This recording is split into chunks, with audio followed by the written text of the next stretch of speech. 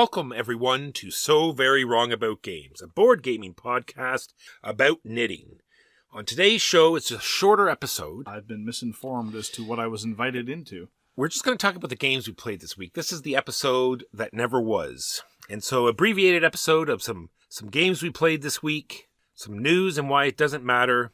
We're also going to talk about the game we reviewed exactly 1 year ago. Mark, how are you this week? Well, I'm told that I am the sub for a sub. Yes, I was taking a bath in a submarine, and my toy was a submarine, and that you are that submarine. The story is changing all the time. It started out pretty ridiculous, and it's getting even worse. I suppose this is to be expected. I'm in a mood. Apparently you're in a mood, yeah. So there was a sub lined up for the fact that I was supposed to be gone, and I'm subbing in for that sub. Anyhow, I'm still here. That last episode that was supposed to be the last, it wasn't the last. We faked you out. It was the next to last. Yes. This is the last one. Surprise! Slightly more Mark than you might have anticipated in 2026. Next week, guest, host. It's all going to be very exciting. I'm excited. So, the as-yet unnamed retrospective intro segment, the AYURIS. This is actually, I confess I was already in my delicate emotional state. I was listening to Baroness perform their song, I'd Do Anything, the acoustic version, which already is a deeply emotional time. So I may have already been crying. And I noticed that the AYURIS for this week is Slay the Spire. Now, we reviewed Slay the Spire while Walker was convalescing. And so this has come full circle. Here I am on my way out the door, figuratively and literally. And Walker had his period of being away from the podcast. One of our periods of trial. Not Walker's fault. Welcome back, Walker. And this is topped off by Slay the Spire, which I reviewed with a friend of the show, Efka Bladukas from No Pun Included. And we got to talk about Slay the Spire. Now, since then, in point of fact, we played Slay the Spire with Walker in his convalescent clinic, which was a marvelous facility. It was wonderful. Absolutely top-notch, best in class. And we made Slay the Spire Game of the Year in 2024. And we've played it regularly since. I play it more often with Huey, Louie, and Louie. Perhaps less often with Walker. But my fondness for Slay the Spire remains unabated. I am very curious to see what Contention Games is going to do in the future, because I'm particularly curious about when and whether they're going to return to Imperium the Contention, their first published game, which people clamor for a reprint. But there's going to be expansion content for Slay the Spire, the board game, based on a whole bunch of fan modules for the video game. And I'm very curious about all that. Walker, what are your reflections a year on from Slay the Spire? I think they did a fantastic job of giving that feel of what the video game is and what it tried to accomplish, and sort of like all of the little abilities that each character has. The cards sort of reflect that in a way, and yet still, and they've made it it's a cooperative game. And the video game is a solo experience, and the way they've made all of that work is quite remarkable. It's one of those rare adaptations that captures enough of the base magic and introduces like a radically new way to play, such that in a very real way, in terms of gameplay features, it kind of obsoletes the old one. Now, granted, the video game is more feature complete. There are more events, more random things, more artifacts, etc., etc. But really, the cooperative aspect really blows it up in such an interesting way that it's really nothing short of a triumph. Now, here's a question for you, Walker. There's a pointed question. Answer honestly, please. Have you ever played as not the Ironborn? No, in the board game or in the video game? Either way, frankly. Answer to both, no. Well, long ago, I did try some of the other characters, and even after seeing some of the other characters being played in the board game, I did excitedly at the time. Did you feel dirty afterwards? Go to the video game. Shower? Yes, and try it. And it just was not for me. It's like I'm not enjoying it, so why would I do this? They are very, very different. It's one of those asymmetries where, I only feel that way about The Watcher in the context of both the video game and the board game. I have my preferences. Like, I prefer the silent, but I'm happy to play as any of the other ones, case depending. But your monomaniacal focus on the Ironborn is truly interesting. So that's Slay the Spire, the board game by Gary Dworetsky, Anthony Giovannetti, and Casey Yano by Contention Games 2024, Game of the Year 2024. Once again, thank you very, very much to Efka Bladukas for stepping in when Walker was away. And maybe Efka, maybe someday. Maybe. I don't know. I don't want to say anything. Anyway, so Walker, what'd you play last week? Mark, we started a campaign. Madness, I know. But here we are. Tidal Blades 2, Rise of the Enfolders. Oh my goodness. Has been brought to the table, and it was well received by everyone there, and they are very excited to continue, which just makes me that much more excited because I love that game. It is you have this what they call a nexus, and what it is a nine square grid, 3x3, and you look at your hand of 4 cards, and you're playing a card into that grid, and then you're either running the line or the column of where you played that card, and that's going to let you do attack or move or give you like shell power or all sorts of different things, and you're moving around a booklet map, which so you don't have to mess around with building these map tiles. You just, turn the page and you're on to the next chapter, and you're fighting, and it's in this totally unique world where it's these, like all these little floating islands around with, harbors and merfolk and all these different kind of fish people. Very interesting. Great game by Druid City Games, designed by Tim Eisner and Ben Eisner. Don't drop the all-important subtitle, Walker. What's the subtitle of Tidal Blades 2? I said Rise of the Enfolders at the opening. Yes. It's utter ridiculousness. No, I'm glad you'll be able to... And the color palette. Oh, it's just refreshing from, the normal drab D&D. Absolutely. It is absolutely a nice... If you're going to do sort of within D&D, I really appreciate it if you try to do something a little bit different. Like another campaign we wanted to finish, but quite frankly won't, which is to say Oathsworn. Did a pretty good job of the sort of the dark fantasy universe in a slightly innovative way. And Tidal Blades 2 goes the other direction, very reminiscent to me of sort of like the Avatar or Korra cartoons in terms of things are very bright and a lot of weird, strange animal hybrid things, right? Which is definitely to recommend it. So this is the Mark is leaving, let's start a campaign of something Walker really likes, right? Exactly so. Yeah, fair enough. I wish you all the luck. I wish myself luck. Hopefully this will be one that gets finished. Who knows? How many times have you played the starting scenario? Me, myself personally, about 6 times. Yeah, sounds about right. I got to play Innovation Ultimate again. So this is by Carl Chudyk at Asmadi Games. Full disclosure, Asmadi Games is owned and operated by my good friend Chris Cheslick. And Innovation Ultimate made it to my top 10 games of the year. Not just based on the strength of Innovation itself, but also based on the improvements brought by the Ultimate Edition.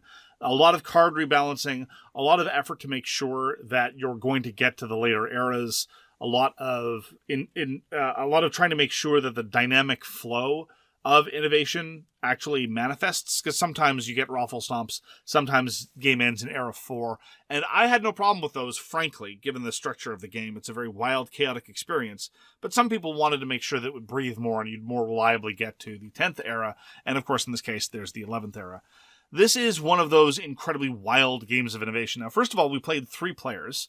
This is one of those cases where, in my head, I've internalized that innovation is best with 2, and therefore I've basically forsaken all other player counts, which in hindsight is a mistake. Innovation with 3 is quite good.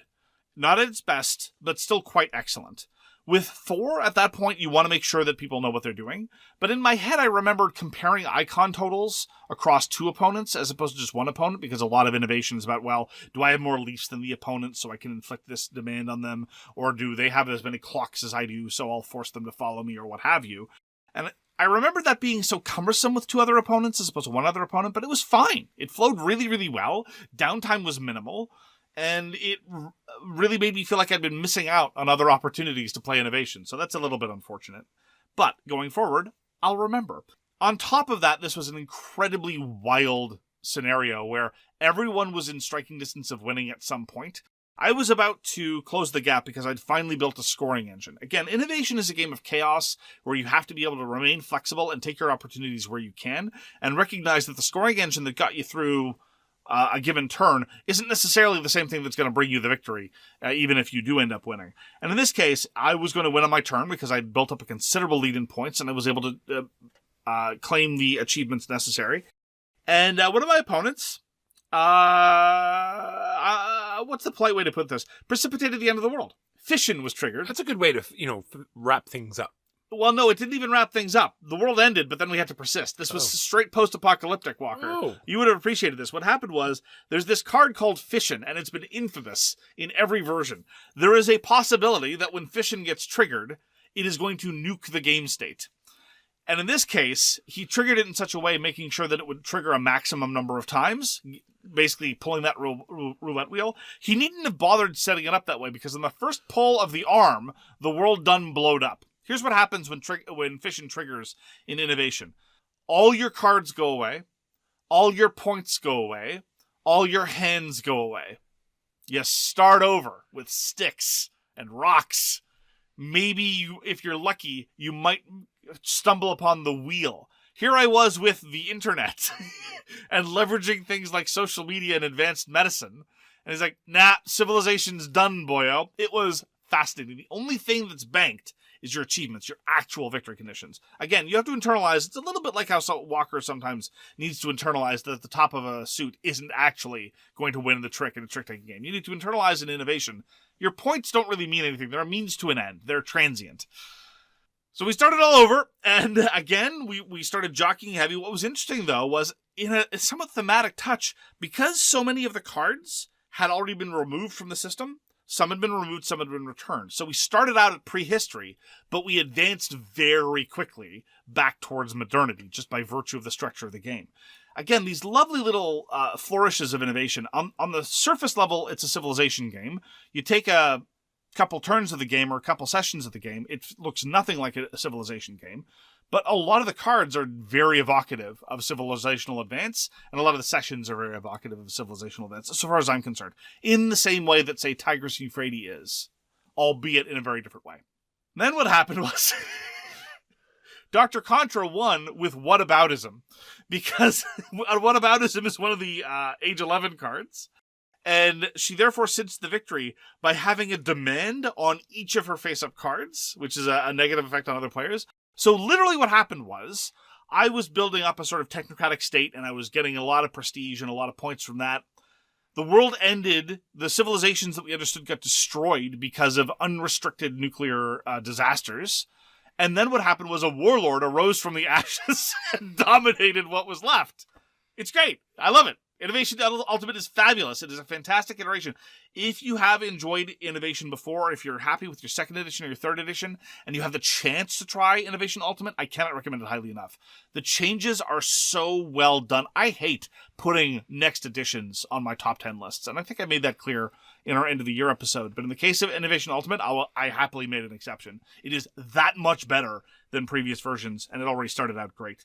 Innovation Ultimate is a fabulous experience designed by Chudyk, put out by Asmadi Games this year. Check it out. The stream game of the week was The Druids of Edora. This is Stefan Feld's newest release, published by Ravensburger. And Mark and I had played it before, and I enjoyed this just as much as the first game, if not a little bit more. Once you you realize where the scoring opportunities come from, you can quickly adjust, and there's the first two gates, a lot of first twos in Druids of Edora, and so realizing you're not going to get there before another player and adjusting your strategy seemed to work out. Interesting game, and I think I'm going to keep it for a little bit longer. You use the term strategy, but you're describing a purely tactical experience. Did it feel the same way on your second play? No, it was definitely a little bit different. Okay, how so? Just like I said, just realizing, making sure you had, that constant income coming in. Oh, sure. And just doing a different, instead of focusing on this part of trying to connect the gates, which is sort of not really going to get you many points anyway. Yeah. Getting out pillars and keeping your income going. And so every turn's going to be huge, even though it backfired at the very end, as in my last turn had to be a bad turn, a bad druid turn. Oh no, bad druids. Bad druid turn. Bad druid just in doing distress. Nothing, and then coming in second place by mere 10 points. And had I been able to take that last turn, it was just like, If pigs had wings, they'd be eagles. It just I don't know. It sounds like what you're saying is that by virtue of additional system mastery, you're able to juice the economy so as to better pursue tactical objectives. This may be me being an unfair characterization of it. And sure, that I not to dispute that there can be joy in system mastery. And a lot of the Druids of Edora is just to make sure that your income is sustaining, because the alternative, as we've joked about, is you take a Druid in distress turn, which is not pleasant and not a good scene. But it just sounds like that was one of the big changes. Just you were able to more efficiently just churn out the constant incremental little Feldian tactical sub-things. Just so. How long was it? Because I felt that it was a lot shorter than I expected the first time we played. It was still very, very short. Okay, yeah. Yeah, because if it could get down to reliably like 45 to 70 minutes, as opposed to 75 to 90, then I think we might be talking about something. Yeah, the flow is real, and it doesn't, trail off into these crazy, silly combos. Yeah, no combos to be had, really. Well, just do your few things, and then it's the next player's turn. At most, you trigger a couple flowers, and maybe you set a forest fire or two. Yeah, and there's But definitely... that's the exception. And because of the so many first twos and a little bit of area majority going on, there's a lot of player interaction, which is nice to see as well. Oh, really? Yeah. Did you feel there was more player interaction in your second play than there was? For sure. Oh, cool. That's very good to hear, because my primary objections were, on top of the fact that it's very Feldian in a lot of ways, was that it felt almost exclusively tactical, and I felt that the player interaction, although present, wasn't as substantial as I might have liked. That's good to hear. Druids of Edora. Do you want to hear a tragedy, Walker? Yes, I'd love to hear one. As of a week ago... I was not ready for that level of enthusiasm. It makes me giggle. Tell me more. Tell me more. Are there pictures? As of a week ago, Louis had not played Hot Streak. Oh. Louis had not played Hot Streak Game of the Year 2025. And so we decided to rectify that. Let me tell you what happened at the start of Race 1. It was glorious. Apparently, Hurley had said something to Dangle about Dangle's lineage. Oh, that's a mistake. Something to cause Fish to take umbrage. And so the immediate start of the mascot race that is Hot Streak, Fish jumped ahead, got over to Hot Dog's lane, backed up over Hot Dog, and then ran over Hot Dog the right way. It was literally 3 moves in a row. Advance, back up, forward. Hot Dog was eliminated before Hot Dog had anything to do with it. I think we should watch the cameras. There might have been a little bit of Mafia payoff before at the beginning. Oh, you think Hurley took a dive? Yeah. Or you just paid to take out. Yeah, no, well, definitely. Yeah. Look, I will dispute any implication that Hot Dog took a dive. This was definitely death by fish. There's no question about it. This was aqua homicide, 100%. And we did it. Oh, geez. The deck was weird to start with. Like, Hot Dog didn't really have any cards in the initial race deck, but a lot of the cards in a lot of the other races were bad. It was pretty much just Mum that had a pretty good setup. Mum had a star in there and a recover, whereas Hot Dog just had its starting card, and Fish had the -2, but the -2 turned out to be more of a weapon than a hindrance. Anyhow, another fascinating thing that happened over the course of the race is, again, by virtue of how bad so many of the cards were, and players just kept making it worse, Bear, who normally will break your heart, had a surprisingly good showing. Hurley was in second place in the earlier races and won the final race. Hurley won the final race 1 step past the start line because all 3 other racers had been eliminated. One had been ground into the dirt, one had fallen down twice just spontaneously, and somebody else was behind the start line when the deck got reshuffled. And so surely enough, we fold over the race mat. The race mat gets abbreviated after you shuffle the deck, and that eliminated the last racer, and there Hurley was, right at the start line, winner of the race. It reminds me of this fantastic Adventure Time episode where they're to bring these special tarts to a faraway location. Okay. And not only that, but they've built this, like, years and years ago, they've built this tunnel system that goes right there. So they'll get there safe, but they don't trust this tunnel system, you see. So the heroes, Finn and Jake, decided to give fake tarts to this rapscallion guy, the comedic relief, and he was to take these fake tarts down the tunnel while they were going to go outside the tunnel, and they got into all sorts of mess and pain and suffering. But every so often they would flash back to the comedic relief as he trotted down, and there's like little rest stops for him, and because there's like this ceremonious thing, they'd have like little like dinner parties and stuff. It was amazing. Anyway, so they all fought it out while one person just sort of trotted along or camped out on the start line. Pretty much. Nice. And at the end of the game, Huey got one of the more interesting endgame results. If you lose all your money in Hot Streak, you become feral. If you win too much money, you become feral.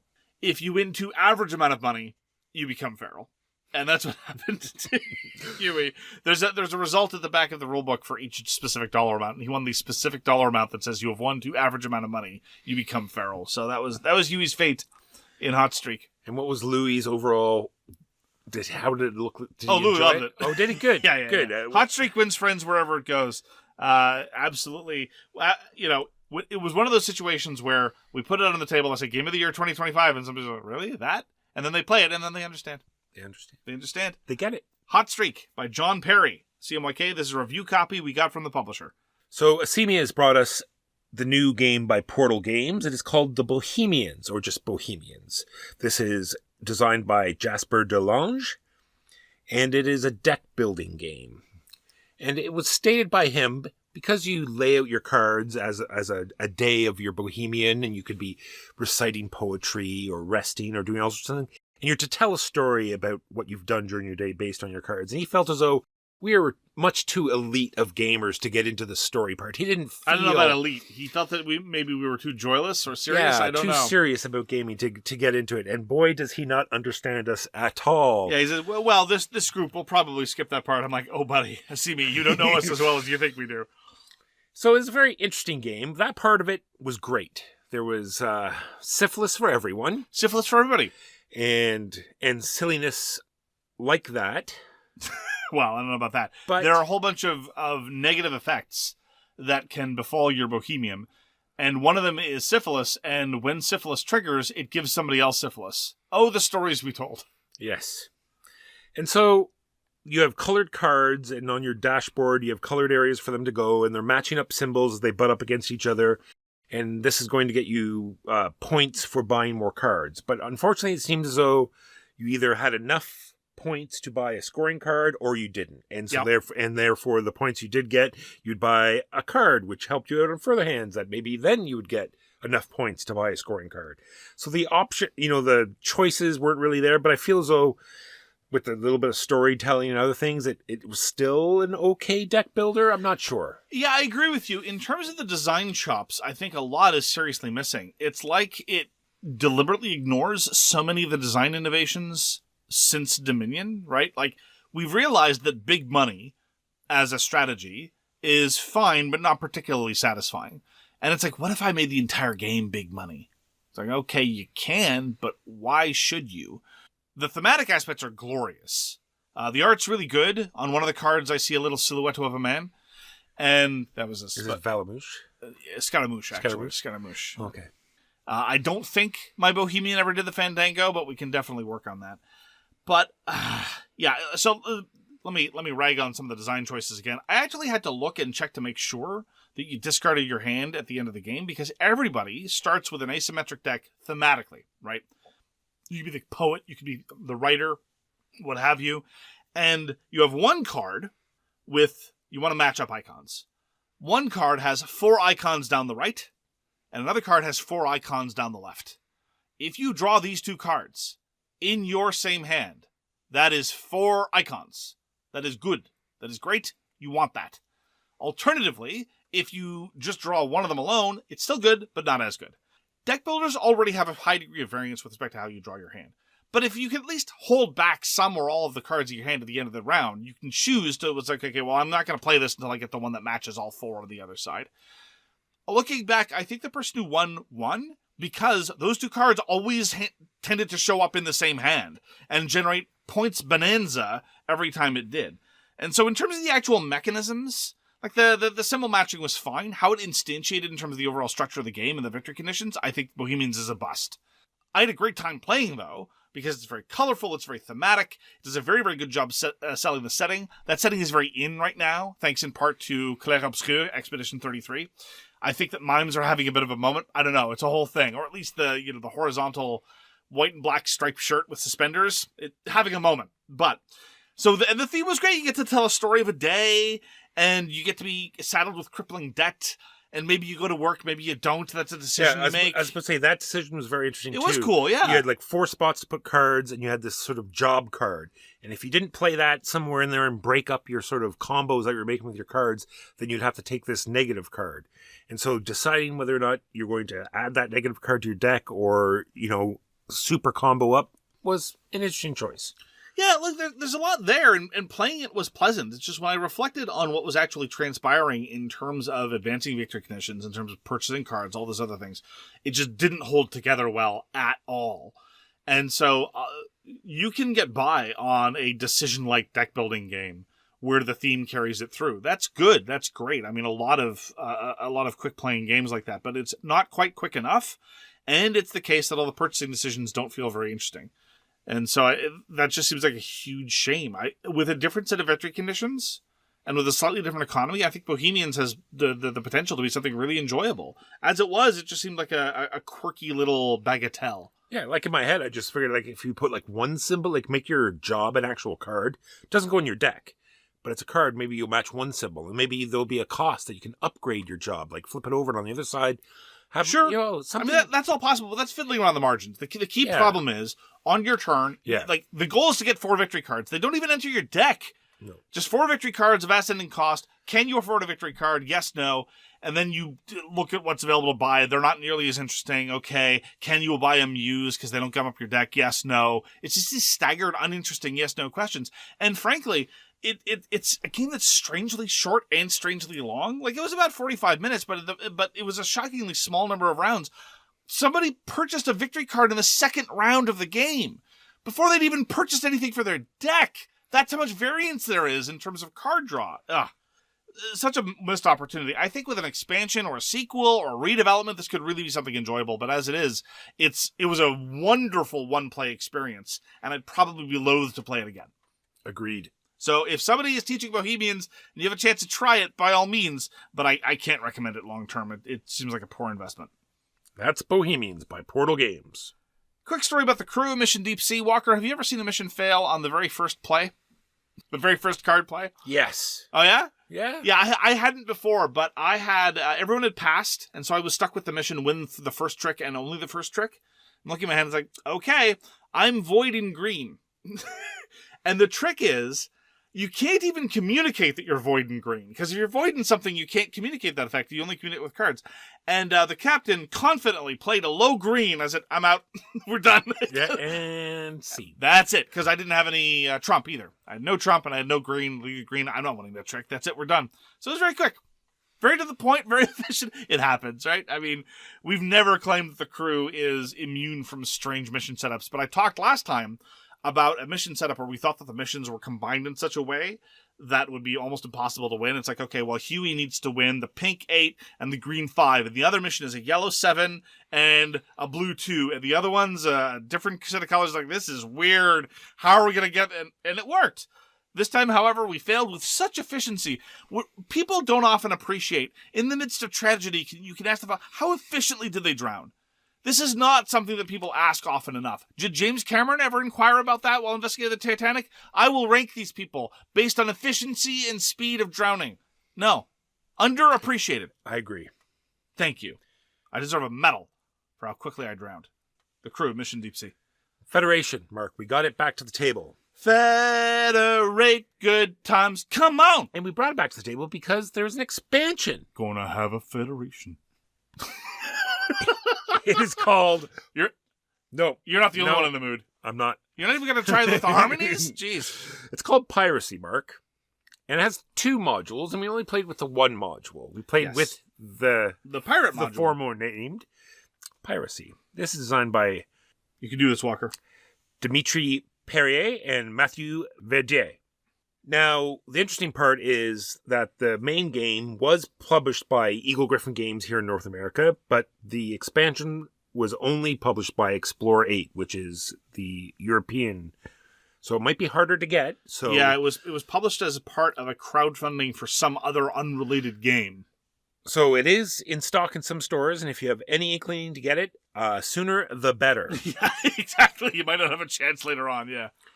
And I found that this is one of the expansions. There's lots of expansions that come out for games that you can just ignore while you're playing and still contend for a decent score. I feel as though this is not one of those. I feel as though you need to involve yourself in what the expansion does. Otherwise, you're going to find yourself too far behind. And the Piracy expansion doesn't add a whole lot. Like, it's not overly complicated. It's when you go to there's all these different locations that you're going to go to, and they all have like sort of little mini games, and every one of them now has you can do a piracy thing once there, and sometimes it'll affect what happens there later on, but usually it's one thing you do there and you get a token, and there's other things you do with these tokens. But other than that, that's the piracy expansion. I've been thinking about the piracy expansion. It's interesting. So we introduced it to the Wendigo. He'd never played Federation before. We love Federation. It's one of our favorite medium-heavy Euros of the past few years. It's worker placement with a very interesting twist in terms of direct competition or area majority and weird shared incentives about funding projects, and that as we play more and more, that becomes more and more clear. And the piracy expansion is fascinating on a number of levels. First off, I'd just like to stress about how easy it was to internalize, despite the fact that it takes, as you say, a whole bunch of different minigames and puts a subtle different spin on each of them. So, for example, just to give the easiest example to articulate, both the blue planet and the orange planet have basically just tracks where you proceed along planets, and every time you land on a planet, you get a thing, you get a little Benny. The way the piracy expansion for the blue planet works is you can take a detour once onto the pirate planet on your way along the track. This does not help you advance your victory condition towards claiming the blue planet achievement, but it gives you nice little toys. So it delays your progress there and gives you a little bit of toys. But then you're on your merry way. It's as if nothing ever changed. The rest of the game isn't impacted. On the other hand, along the orange track, if you visit the orange piracy area, you will never again be in competition for the normal orange track. Every time the orange track scores, you're going to get 0.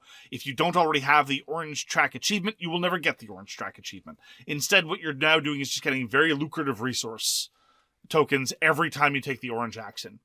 You might think, with 5 different minigames already, and now 5 different piracy variants on top of that, that the asymmetries between them would become very, very difficult to internalize. And I was concerned about that when we were going over the rules. In practice, though, it wasn't much of a thing. I mean, yeah, we asked questions, and sometimes some people forgot some of the details, but I was quite surprised at how easy it was to remember what was going on. On top of that, they do the thing which is kind of aesthetically hideous, but functionally approved, which is to say everything is just an additional token on top of the main board next to the area in question. So, for example, a blue track, orange track, whatever, you're not going to forget that the piracy option exists. It's right there. There's a stack of tokens. The piracy tokens are there. I'm not a huge fan of the fact that the piracy tokens are exactly the same size and shape and color as the achievement tokens, and they work entirely differently. Yeah, because the medals you need to fill up this track, and the more you get, the more points you get. It's like, oh, these piracy tokens, they look exactly the same. They of course go on that track, right, Mark? Nope! No. They do something entirely different. No. And again, the rules concerning that asymmetry is no problem, but when the tokens are identical, except for the screen printing on them, it becomes a little bit difficult to remind yourself of that. So it's like, so what are piracy tokens good for again? A lot, as it turns out. But not just default endgame scoring, but rather a lot. So I agree with you that it's the kind of thing that you really have to take into consideration. It did force me to play differently. I noticed this about a couple rounds in, because I have a kind of, not quite autopilot, but it's the way I like to do things in Federation. I realized because of the piracy expansion, I couldn't do things that way. I had to play differently. And so that was pretty interesting.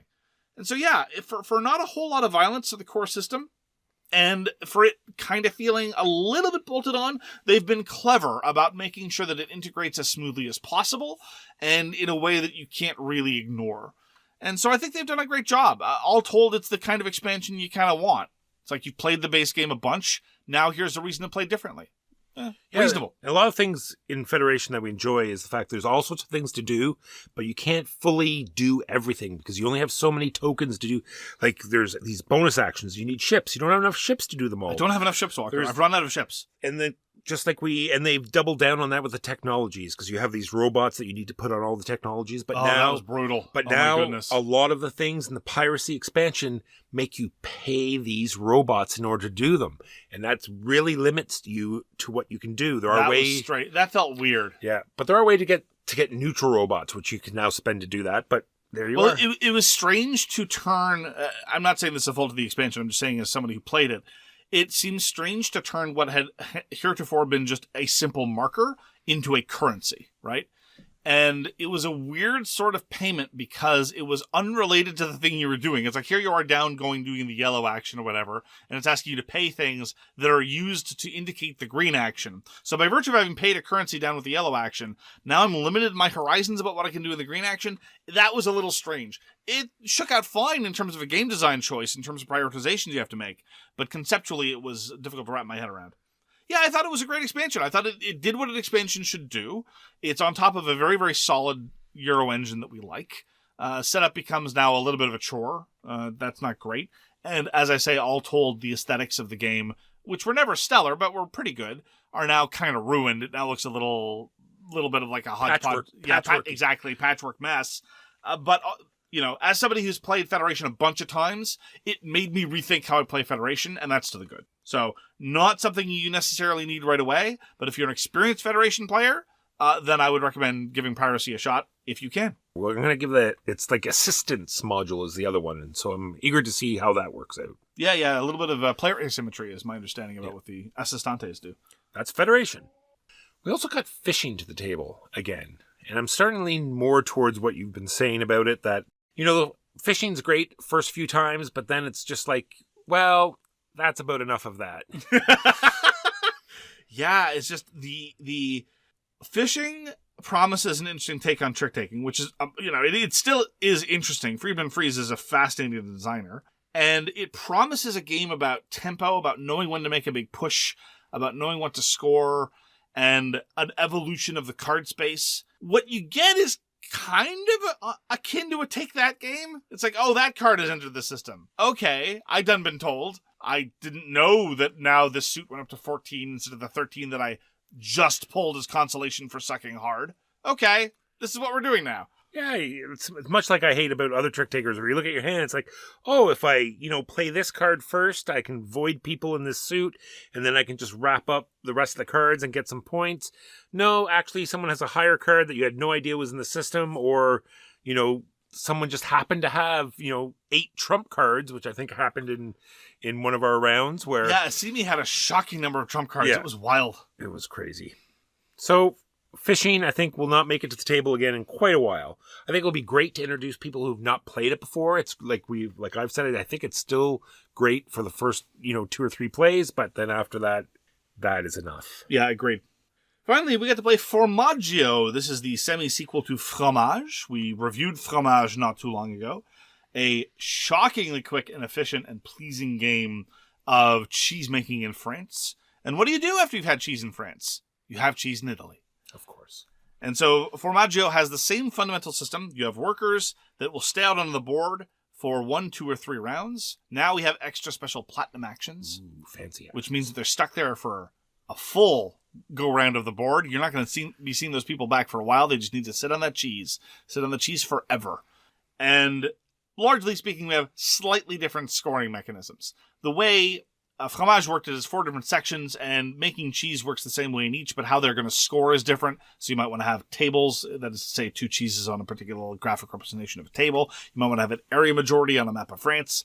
Now, instead, you have a map of Italy, and instead you score based on the number of different regions you happen to be occupying, things like that. Very simple Euro-style elements that are just like a slight tweak on, well, what if not straightforward triangular scoring, but a little bit of a variation on it, with a bit of a spatial element in terms of how you're going to make your cheese. And so they start out with 4, now they've got 8 different little scoring quirks.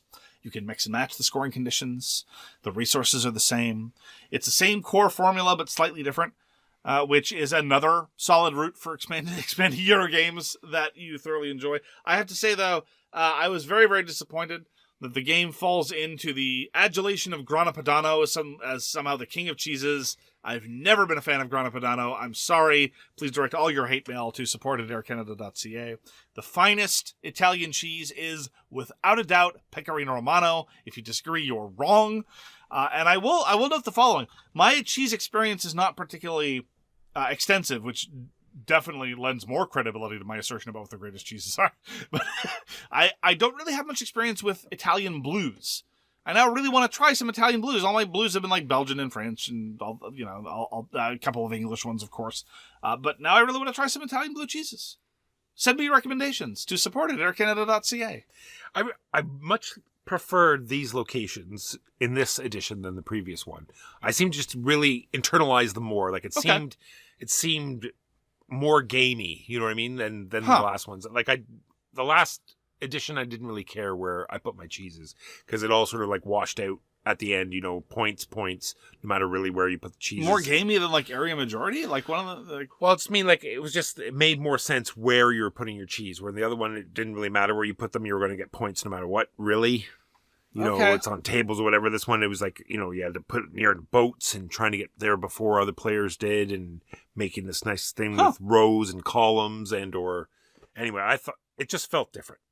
I don't know what they were different, but as I say, I honestly think that you could, personally, you could have published all 8 of these scoring conditions at once, and I would not have clearly identified 4 of them as being like the intro ones, and the other 4 being the more gamey ones. I don't know. I'm glad they made more sense to you, and made you feel like the gameplay was more consequential. I felt that this was just, you know, an equally compelling variant of Fromage with slightly different set dressing. Now, the thing that was weird, I really think it's very much the same game. Yes. Right? And I'm not understanding why this one only has 1 designer where Fromage has 2 designers. And I thought that was an odd input into Board Game Geek. Maybe Ben Rosset and his co-designer had a falling out. Matthew O'Malley. Yeah, it'd be interesting to know what happened there. It is the road to Infamy games. It's true. And do you know what the road to hell is paved with? Good intentions. Grana Padano. Just so. Yeah. So those are the games we played last week. Now a brief break to pay some bills. And we're back. And now on to the news and why it doesn't matter. So, a lot of people have been talking about the Stonemaier new release schedule. Okay. And so we're talking about things that are interesting. I think it's interesting that people are talking about that. Okay, Walker. I will say the following about Stonemaier, all right? I actually really appreciate the fact, not entirely unlike Portal games, that if Stonemaier publishes a game, you can probably bet that there's going to be an expansion or 2. They support their games. They support their lines. So yeah, do I like Origin Story? No. Am I shocked that Origin Story is getting an expansion? Also no. Why you gotta rag on... I mean... I'm not. I just... You are! No, I am. I did. I went down the list. It's like... And the way even that it's on their website, it's like, here's a game that's just like Wingspan, but not Wingspan. Well, yeah, okay. So the Wingspan iterations, obviously, okay. Look, they have their very, very successful breakout hit. Then they have Finspan and Wormspan and all that other stuff. Yeah, they're gonna be flogging that into eternity. Yeah, sure, fine, whatever. But weren't you at least mildly interested by the integration, like the sort of 2-player head-to-head game where they're going to be introducing new scythe factions, and you can use it with expeditions, and it's all kind of... No? The 2-player market is too crowded. No, but I thought it was an interesting conceit. It seemed like an interesting way to develop a product line, at least. Are you going to give me that? Yep, at a minimum? For sure. And I'm also... I'll give 10% to the Finspan expansion. I have played Finspan. I enjoyed it as a Wingspan variant. And the fact that it's going to get more fish is good. Sure. I am looking forward to Dark Pact by Thomas Lehman. Thomas Lehman is a fascinating board game designer. I really think that he's kind of the king of tableau builders. And now he's dipping his toe into deck building. The way Dark Pact is going to work is it's going to have an Ascension-style market, which is, say, a rotating market. But the way to make player interaction more pointed, and he talks about this in the Designer Diary and Board Game Geek, is the way you win Dark Pact is by satisfying your Dark Pact. And once you know what someone else's Dark Pact is, you can know that the market is of great consequence for helping them achieve one goal or another. And so suddenly the ability to trash cards to the market is much more salient than it is in a lot of other Ascension-style board games. In point of fact, when we played Bohemians, it's got an Ascension-style market of 2 different 4-card markets from 2 different decks. And you're supposed to, every round, the start player gets to burn a card. We just forgot. Most of the time, that's an indication of how unengaging that particular market was. But in Dark Pact, the Dark Pacts look fascinating. Like the goal is kind of like break the game, and once you break the game, you win. So there are these multiplier cards, as an example, like ×2. It multiplies all the numerical values of the next card you play by 2. but it also works on other multipliers. And so the example given in the designer diary was I play my ×2, I play my ×3, and then I play this card that gives me more card draw. And now I have 20 cards in my hand. And the Dark Pacts kind of lean into that. One of the Dark Pacts is you win if you have 20 or more actions. Stuff like that. I appreciate that idea. A lot of deck builders have been working on the idea of, break the game and then you win, either by getting rid of all your cards or engaging in some weird condition. Anyway, and I think Thomas Lehman is definitely the kind of designer who can pull that stuff off. So I am looking forward to Dark Pact by Thomas Lehman. It's going to be published by Trick or Treat Studios. There's also going to be a new version of Rudiger Dorn's Las Vegas. Apparently, I made a joke about Las Vegas and Royale with cheese that was repeated to Paula Denning, and she falsely attributed it to the podcast host in question when Pact he was riffing on me. It's okay. People can use my lines. It's all right. I give you permission. I would like attribution, though. Again, I can't get it out of my head. Apparently, at one point on the show, I called Optimus Prime a little plastic prostitute. I just can't. I want someone to tell me in what context I said that. You have to go back and listen to the episode. I'd like to know the episode. I talk about Optimus Prime not infrequently. Anyhow, I just hope that there's some context that makes it sound less insane. So you may remember Las Vegas. It was a great dice game. It involved a lot of risking and pressing your luck and making money and little dice combinations. And Rudiger Dorn is a sadly underappreciated designer. And so this new version is going to have a couple of elements from the expansion, but it's going to be back input with Ravensburger. I'm looking forward to it. I would happily play Las Vegas again in a slightly different package. It was an interesting dice game. And so that's going to do it for this week. For So Very Wrong About Games, this is an abbreviated episode. Sincerest apologies, but the alternative would have been soul-crushing silence. It's true. So I guess you're welcome. Thanks so much for joining us. You can find all our contact information at sowronggames.com/contact. We appreciate you spending the time with us. We hope to see you again soon. I, for one, will be engaging in a hopefully not too prolonged period of radio silence as imposed by my immigration status in the United States of America. But once I am legally able to rejoin you, I shall. Looking forward to it. Peace! You've been listening to So Very Wrong About Games, a board gaming podcast about board games produced by Michael Walker. You can find all our information at sowronggames.com. Special thanks to What Does It Eat for allowing us to use their most excellent song, FOS, as our intro. You can find them at whatdoesiteat.com. We hope to see you again soon, and as always, try to be right, but remember you're so very wrong.